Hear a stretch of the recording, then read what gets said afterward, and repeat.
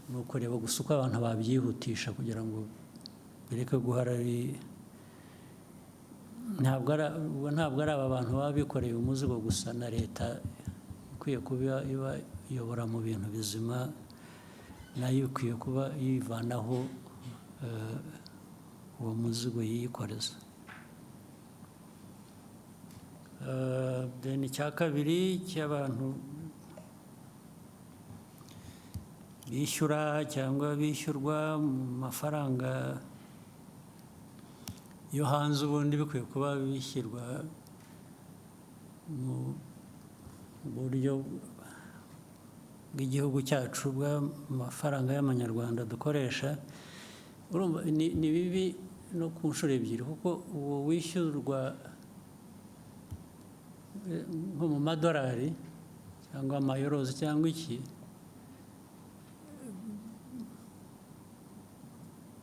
mu matagisi ntabwo yishyura mu madolari, yishyura mu manyarwanda. Ntabwo ari byo. Ntabwo uwo muntu ushyiraho ko agomba kwishyurwa nka renti cyangwa iki mu madolari, nawe aba akwiriye noneho kwishyura mu madolari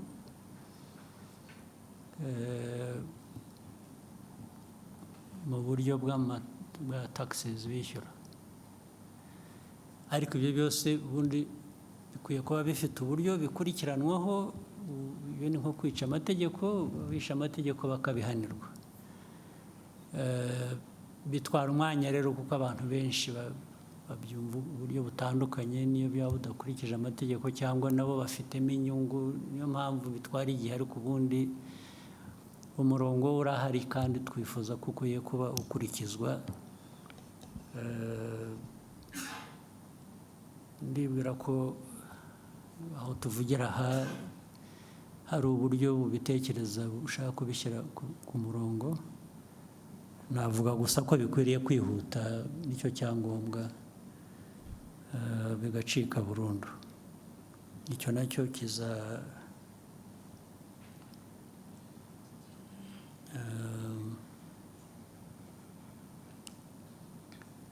ndumva bizatungana. Icya gatatu wavuze ngo ni iki?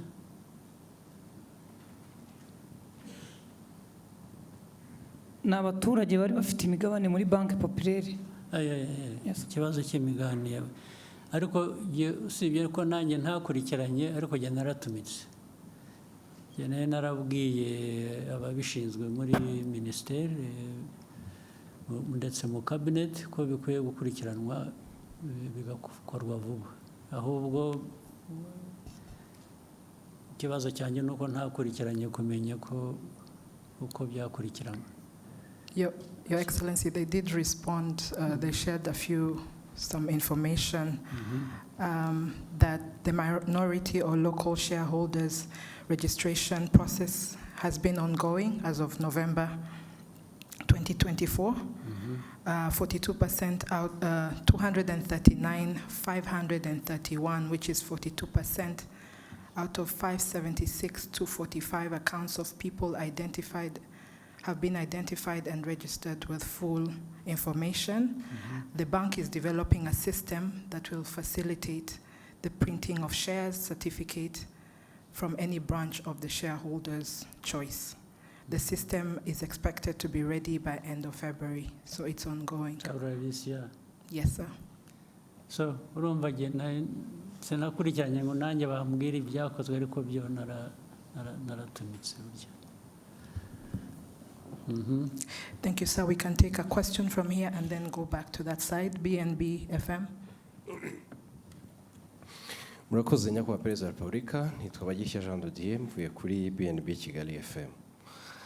Nyakubahwa Perezida wa Repubulika, mu masaha 48 ashize, raporo ya World Economic Forum irebana n'icyerekezo cy'isoko ry'umurimo ku isi iragaragaza ko mu myaka 20 iri imbere 67% by'imirimo ishingiye ku biro izavaho, ahubwo ko buri myaka 5 imirimo ishingiye ku mpano ari igiye kuzamuka. U Rwanda muri imyaka 5 ishize, nyakubahwa Perezida wa Repubulika, mushyize ingufu cyane mu kubaka uruganda rwa siporo ndetse n'uruganda rw'ubuhanzi creative industry, haba mu kubaka inzego uhereye ku rwego rwa guverinoma, haba mu kubaka ibikorwa remezo bijyanye n'igihe, ndetse nyakubahwa Perezida wa Repubulika muherutse kubitangamo icyerekezo ubwo abayobozi bashya barahiraga muri Minisiteri ya Siporo. Nyamara ariko nyakubahwa Perezida wa Repubulika, hari abafatanyabikorwa za guverinoma ziba zifite mu rwego rwo kuzamura izo mpano kugira ngo zigere aho zigera ku isoko ry'umurimo bibe igisubizo, abantu bitwa ingaga n'amashyirahamwe, haba muri creative industry cyangwa se muri siporo. Icya mbere barataka ubukene, icya kabiri hakabamo n'ikibazo mukunze kugaruka iteka nyakubahwa Perezida wa Repubulika gishingiye ku migirire n'imikorere, mindset, indangagaciro, values. Ibi rero byajya hamwe ugasanga leta irimo irakora byinshi, iranatanga byinshi kugira ngo igere kuri izo ntego zaho impano zizamuka, ariko kubera abo ba partners ugasanga imirimo ntago yihuta uko byakagombye. Mu gihe habaye icyerekezo nyakubahwa Perezida wa Repubulika, haraza gukorwa iki, haraza gufatwa izihe ngamba kugira ngo impano z'abana b'Abanyarwanda ziri hirya no hino ntizize gutikirira muri iyo mikorere n'iyo migirire isa n'itajyanye n'igihe. Murakoze nyakubahwa Perezida wa Repubulika. Mu buryo bworoshye no gukurikirana ab'imikorere itajyanye n'igihe bagahabwa uburyo bajyana n'igihe, cyangwa se igihe kikabasiga bakagira uruhande umuntu akashakisha bashobora kujyana n'igihe. Ndumva nta bundi buryo bwo kubikosora, kuko wanabivuze ibyinshi bitanga uburyo, bitanga icyerekezo birahari. Icya kabiri ni ababishyira mu bikorwa bafitemo imbaraga nkeya cyangwa se izindi mpamvu zibabuza kuzuza inshingano uko bikwiye. Aho niho abantu bakwibanda bagakosora ku buryo bihindura, ubwo bishobora kuzagira ingaruka kuri abo ngabo badakora ibikwiye bitajyanye n'igihe bitewe n'impamvu izo arizo zose zibitera, abantu bakazisuzuma. Hakabaho gushakisha ubundi buryo noneho bwatanga amikoro n'ubwo buryo bukenewe. Icyangombwa iyo ibintu cyamenyekanye, ikibazo cyamenyekanye, kiba gisigaye no gushyira imbaraga mu kugira ngo gikemuke hakoreshejwe uburyo ubwo ari bwo bwose, nicyo kizakurikira. Thank you, sir. CNBC.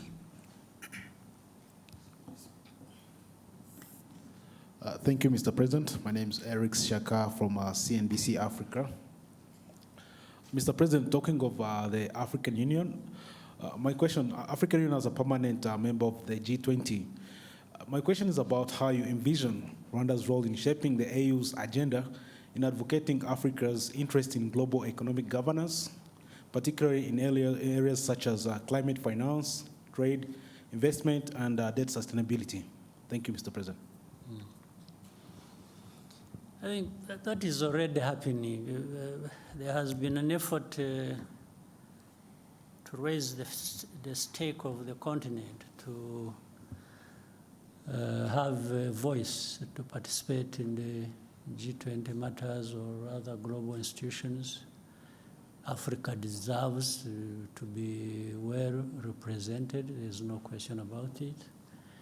It's not a given that it will happen just because it is right and it must. But, so you have to struggle for that. And really assert, Africa needs to assert itself and make its rightful demands. And so Rwanda participates on all these. As Maria pointed out, Rwanda at one time, 2018, chaired the African Union. From that time onwards, Rwanda was leading a reform process that AU needed. So the most important thing is to participate and participate with other African countries, people, and keep the voice loud enough to do what we need to do. So Rwanda is not, there's no country that is an island, is isolated from other countries or partner states in different organizations. So we do our best. We do our best for ourselves as a country. We do our best in contributing to what is good for the continent. Always the emphasis is cooperation, it's working together, it's, you know, every country, every person on this continent has something to contribute. We just make sure that the contribution is made, and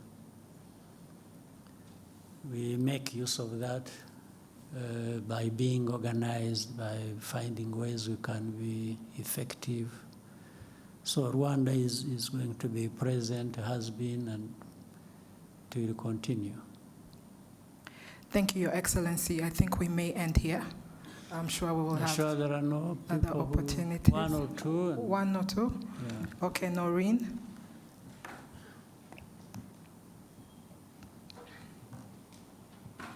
Thank you, Mr. President. My name is Ndiro Ganga. I'm from Bloomberg News, and I just want to talk about business and investment for a little while. My first question is, when can we expect conclusion of the deal between Qatar and Rwanda to acquire 49% stake in the country, and how big or how much is this deal going to be? And also, how many planes can we expect from that arrangement? And still staying with investment, I was talking to the CEO of Rwanda Stock Exchange on Monday, and he mentioned the exchange can only be as big as the market. So I want to ask you, are there certain state-owned enterprises that the government is thinking to privatize to boost the exchange? And finally, congratulations on successfully hosting FIA. To that regard, I just want to find out what is going to be the economic impact of hosting F1 here, and is Rwanda trying to establish itself as a sporting hub in Africa? Thank you again. Good. Well, I can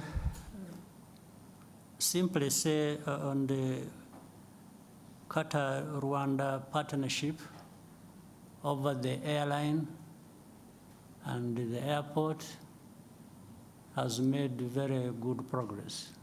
It's been going on very well. Right? Being precise with the dates and amounts and figures of different kinds wouldn't give us necessarily a clear picture, but overall I can say it has made very good progress. It's still going. It's a matter of, it's not a long time that we shall see these things playing out, and being able to now go into those details you're asking for. By this year, and in fact, at this beginning, there are many things that are being concluded. And some of the things are being concluded just in writing, when they have been happening physically on the ground. So there is an overlap of, we have been going ahead and doing certain things that benefit this partnership. As we have more discussions, as to put things in writing and therefore making them specifically public to people. So really the practical things happening have been going ahead of just signatures and so on. This is what I can say.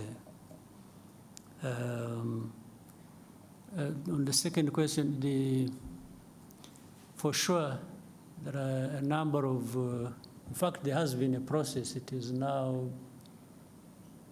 the whole of last year, there was a process of, and slightly before, there was a process of first examining and listing all the government entities that could be privatized and get them off the government balance sheet. And this will translate very well into what we need to see happen on our exchange. So this is underway. This is going on. There is a team of people that have been following that up and working to, you know, the Agaciro fund that is there. It is taking care of those public enterprises and other similar ones in the process of privatization and also feeding into this institution we are talking about. For, yes, the FIA was a success, I think, and it is part of what you also, in fact, said, creating a sports hub and other businesses that incorporate sports in their ecosystems. So and that's what brings up Formula One. Formula One, we did the bidding, it is making good progress, and we are also in discussions with the MotoGP, and you are aware this year we are going to host the World Cycling Championship here in Rwanda. So all these are things that are happening according to plan, and having thought through all this, the benefit to the country and to businesses and the people of this country and Africa are enormous. They are really limitless opportunities, and that's why we made that choice. You are aware before this we have had partnerships over football. We have partnership with Arsenal, with PSG, with Bayern Munich. These ones have, the results have spoken for themselves. It brings in, I see people write so many things about Rwanda is open. It's really open for business, open for tourism, open for education. We have brought people through education channels to, you know what we have here, Carnegie Mellon, and many others that have established here. All these are, so far, generally, I don't know any of these endeavors we have undertaken that have led to government regretting that we did this and that. In fact, it is just all benefits. And again, with the time, the benefits become more tangible. You show it in numbers more clearly than it is now. Thank you, Your Excellency. I think we have exhausted all questions. Maybe one more. One, the gentleman in the suit. Sure, there's only one in the suit. Murakoze nyakubahwa Perezida wa Repubulika, nitwa Ibarushimuwe Bihoyiki Keve Christian, umunyamakuru wa televiziyo ya BTN. Ukwezi kwa karindwi umwaka ushize habayeho gahunda yo gufunga insengero zitarejuje ibisabwa. Izo bitakundaga zirasenywa, ariko hari izindi zasabwe kugira ibyo zuzuza. Hashize amezi 6 bavuga yuko hari ibyo basabwe kuzuza. Bagize bati mutubwirire umubyeyi yongera dutumeho za ntumwa zize zurebe ibyo twasabwe kuzuza ko twabikoze, twongere tube twafungurirwa. Ikindi, hari abasore n'abakobwa hano hanze hano tujya tuganira no ku mbuga nkoranyambaga bavuga yuko gushaka cyangwa se kubaka ingo bigorana kubera ubushobozi n'ibindi babona bishobora kubatera ubwoba. Ndagira ngo muze kugira ubutumwa mu bagenera by'umwihariko ku buryo umuntu ashobora gutinda gushaka avuga ati ndi gushaka ubushobozi, ingaruka bishobora kubyagira ni ibihe? Murakoze nyakubahwa Perezida wa Repubulika. Muri uko gushaka ariko harimo n'ubushobozi. Nabyo ni nko gushaka ubushobozi. Iyo ushaka bavuga ko hari igihe ubushobozi bugorana. Umusore ati sinakuzana utazicirwa n'inzara n'iwanjye, umukobwa ati nanjye singiye kuza kwicirwa inzara n'iwabandi. Ariko se ko abantu bose koko barashonje kugeza aho ngaho ko ari abahungu ari abakobwa. Reka tubanze icya mbere cy'insengero. Cy'insengero cyavuzweho byinshi, cyagize gite, ariko niba abantu namwe ubwanyu mwajyaga ndani mu mizi y'ikibazo mukagisesengura, kwanza ntabwo numva impamvu insengero zigeraho zigomba kuba ikibazo. Kandi ubanza biba mu Banyafurika gusa, sinzi ko hari ahandi insengero zaba ikibazo. Ubanza ari naho bwa bushobozi butakariraga, bwa bundi bavugaga n'abadashakana, abantu bigiriye mu bintu biraho by'icyuka, nawe bashoramo ngira ngo bifuza kubarangaza gusa ngo Abanyafurika murindagire mujye mu bintu nk'ibyo ngibyo. Ariko reka ibyo mbe mberekeye aho ngaho bitaza kuvamo ibindi byinshi. Njye ku kibazo ubwacyo, hari insengero usibye ko ayo mateka yabyo ntashaka kuyatindaho ariko adasobanutse. Ubundi ikintu icyo ari cyo cyose bijyanye nk'izo nsengero cyangwa ibindi bigira uburyo, bikwiye kugira uburyo bikurikiza kugira ngo bijyeho. Iyo bibayeho bibaho bite, bikora bite, ibyo ubundi abantu bashaka ibintu bitunganye mu bantu mu gihugu bakwiye kuba bibaza ibyo ngibyo.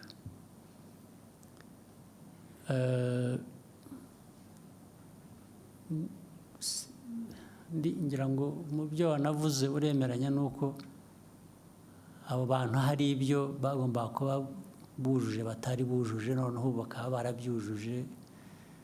Ubu ikibazo gisigaye ni ikindi, ni ukujya kureba niba noneho byuzuye. Nta nubwo bavuga ngo badusabye kuzuza iki kandi kidakwiye kandi atari cyo cyangwa iki. Nuko bemeranya nibura n'ibyasabwaga gusa bakaba barabikurikije, abantu bakava mu kajagari. Naho ibintu byari akajagari, n'uwabyirengagiza ni ukubyirengagiza gusa, ariko akajagari kari gahari karakabije mu bintu bitanasobanutse. Rero uburyo burahari uko byagiye, insengero zafunzwe, aho bazifunze babwiye abantu impamvu, hari zitarafunzwe. abo bantu nabo izo mpamvu bamwe wenda abandi ntibazemeye ariko abandi hari benshi bazemeye uravuga ko hari abazujuje ibyo ni byiza ubu gisigaye abazifunze bakwiriye gusubira inyuma bakareba niba koko ibyo basabye abantu barabyujuje kandi ikibazo ni iki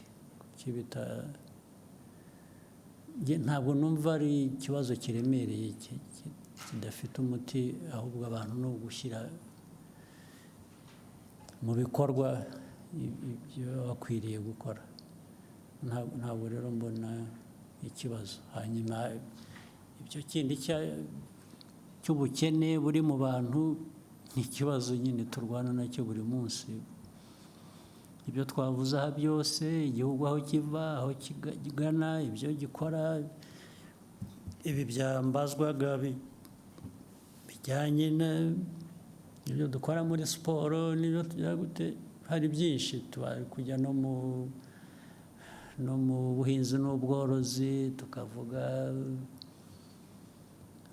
ibikorwa remezo biriya byose imari ishorwamo ni ukugira ngo abo ngabo bashobore kugira uburyo bagira ikibatunga naho sinibwira ko uko banabivugaga